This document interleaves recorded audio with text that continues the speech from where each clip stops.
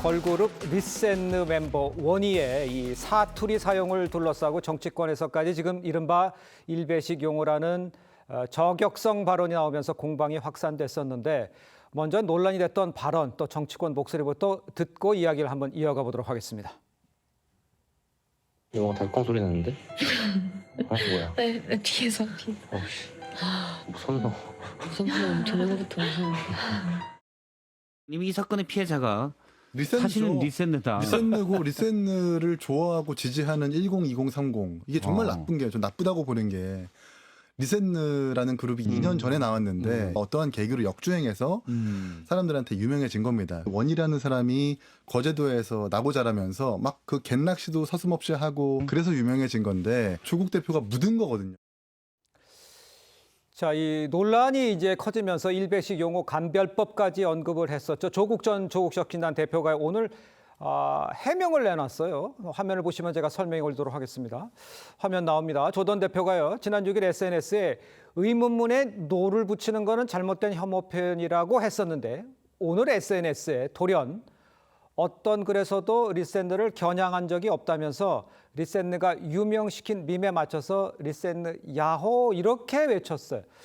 국민의힘은 당사자는 고통받는데 촉발자는 나는 그런 적 없다 이렇게 빠져나간다 궤변이다 이렇게 직격을 했는데 갑자기 조 전 대표가 저렇게 해명 쓴 거 우리 성치훈 부대변인은 어떻게 해석하십니까? 일단 본인에 대한 비판 여론이 매우 높다는 것을 인지했을 것 같고요. 조국 대표가 지적한 부분도 그렇게 맞지도 않습니다.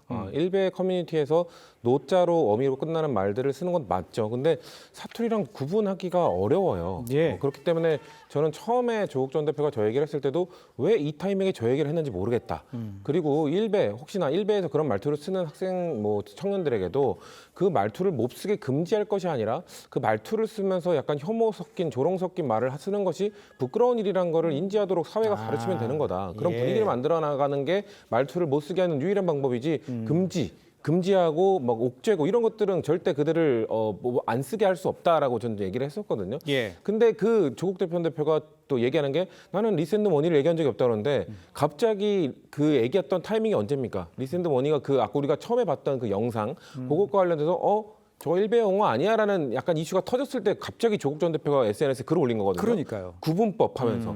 그러니까 근데 저는 그 영상을 보고 나서는 구분을 할 필요도 없이 이건 누가 봐도 거제도에 살았던 그 친구가 거제도 사투리를 쓴 건데 근데 그거를 갖고 구분법 올리니까 그 피해를 고스란히 리센느 원희가 본 거잖아요. 네네. 그러니까 저는 조국 전 대표가 마지막에 내가 참 이거를 구분하기 어려운 건데 구분할 수 있다고 착각했던 것 같다.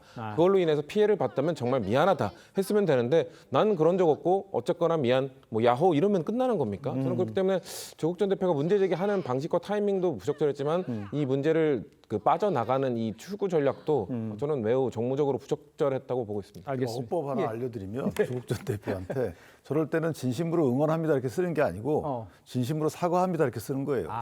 어쨌든 본인이 글쎄 저는 본인 말을 따른다 하더라도 예. 그걸로 인해서 피해를 리센느를 그룹이 받잖아요. 그러면 사과합니다라는 것이 저때 맥락적으로 사용돼야 할 단어다. 이거 예. 밝혀드립니다.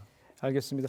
그렇으면 근데 이제 우리 사회에 지금 저런 문제가 갑자기 이제 막 불거지고 저런 얘기만 나오면 그냥 달라지는 그런 느낌인데 이 정도로 일단락이 될까요? 아니면 또 잠재적으로는 충분히 나올 수도 있는 문제인가요? 그리고 조국 전 대표 글을 안 읽었는데 미안하다는 소리는 했어요? 그냥 야호만 했어요? 유감이라고 했었나요? 예. 유감이라고 그랬습니까? 근데 지금 성치훈 대변인 말씀하신 거에 저는 진짜 더 뺄 것도 없이 예. 공감하는데요. 지금 그 청년들 그리고 소년들의 그 어떤 그 말이라든지 행위에 대해서 예. 그거를 기성세대가 강압적으로 이거 잘못된 거야. 설사 잘못된 거라도 그렇게 하는 방식이 맞는 것인지 아니면 아까 말씀하신 대로 스스로 자각하는 일련의 과정이 필요한 것인지를 어른 세대가 예. 좀 깊이 성찰해 봐야 된다라고 생각하고요. 네. 저 친구들은 원래 원희라는 친구 원희. 네. 예.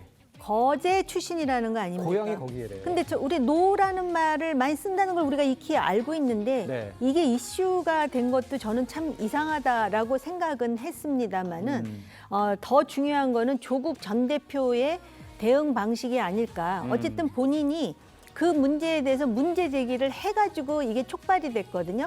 아마 조국 전 대표가 했기 때문에 더 이게 확산된 그런 측면도 있는 것 같아요. 그래서 예. 역설적이지만 조국 전 대표가 문제 제기를 함으로써 전국적으로 리센느의 인지도가 올라갔다라는 거에 대해서 리센느는 이거를 잘 됐다고 생각할지 지금도 마음이 아플지 궁금하긴 합니다. 조국 전 대표가 유감이라고 쓴 표현은 네. 나의 행위에 대해서 사과성 발언 사과가 유감이 아니에요. 네. 내가 리센느를 지정하지 않았는데도 불구하고 왜 그렇게 해석하느냐, 그것이 유감이다는 표현이지. 예, 알겠습니다. 뭐 부산이시니까 그 노 얘기 나왔잖아요. 뭐 말도 안 되는 얘기죠? 말도 안 되죠. 뭐 그러니까 지난번 그러니까 조국 전 대표가 한 이야기에 그러니까 무조건 노를 붙이는 것은 부사 사투리 아니다라고 이야기를 했는데요.